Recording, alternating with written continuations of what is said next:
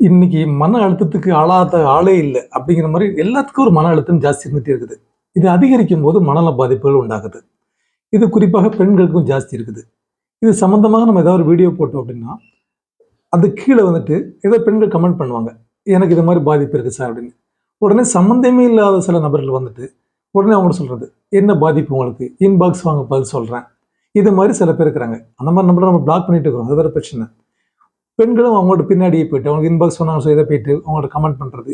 இது பின்னாடி வந்து ஒரு பாலியல் ரீதியான தொந்தரவுலயும், பிரச்சனையில தான் போய் முடியும். உங்களுக்கு மனநல பாதிப்பு அப்படின்னாக்க, ஒரு மனநல மருத்துவர்ட்டயோ, இல்லாட்டி ஒரு மனநல ஆலோசகரையோ தான் நீங்க அணுகணும்.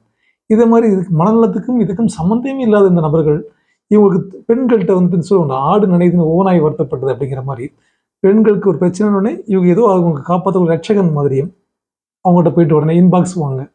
அவங்க வீட்ல பல பிரச்சனைகள் இருக்கும். அவங்க மனைவிட்ட இவங்க சாப்பிட்டியான்னு கேட்டுருக்கவே மாட்டாங்க. ஆனா ஊர்க்கார மனைவிட்ட சாப்பிட்டியான்னு கேட்கறதுக்கு ஒரு கூட்டமே காத்துட்டு இருக்குது. இது பெண்கள் உணரணும். முன்ன பின்ன தெரியாத நபர்கள் இன்பாக்ஸ் வாங்கன்னு சொன்னா, உடனே அவங்களுக்கு கமெண்ட் பண்றது, மெசேஜ் பண்றது, இதெல்லாம் கம்ப்ளீட்டாக தவிருங்க. உங்களுக்கு மனநல பிரச்சனைகளா? ஒரு சைக்காலஜிஸ்ட்டே, சைக்காட்ரிஸ்ட்டே பாருங்க. அத விட்டு கண்ட இது மாரி போறவங்க, வரவங்கட்டலாம் உங்களோட பிரச்சனைகள சொல்லாதீங்க. அதனால உங்களுக்கு பிரச்சனைகள் தான் வந்து முடியும்.